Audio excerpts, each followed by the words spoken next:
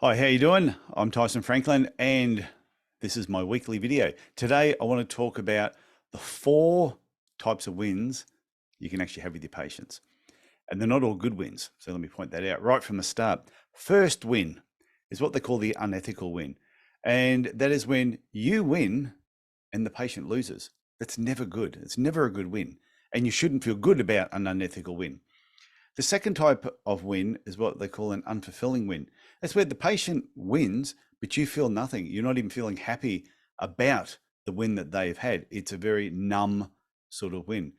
The third win is what they call an uneconomical win.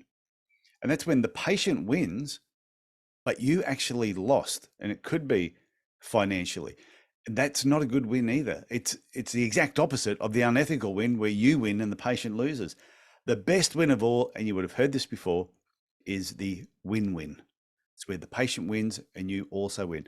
I think in any type of transaction, treatment plan, anything you're doing with a patient, family member, friend, Joe the butcher down the road, everything should always be a win-win situation.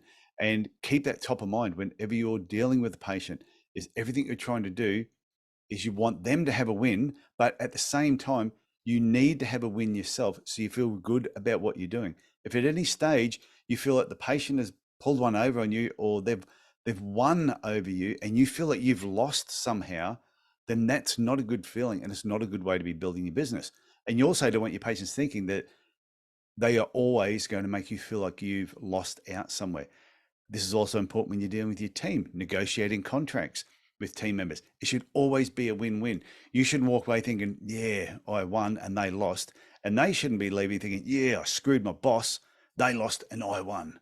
It should be win-win across the board. So if you can do that with your team, do it with your patients, do it with everybody that you come in contact with in life, you are going to live a longer, happier life. I hope you get something from that. Look forward to talking to you again next week. Bye.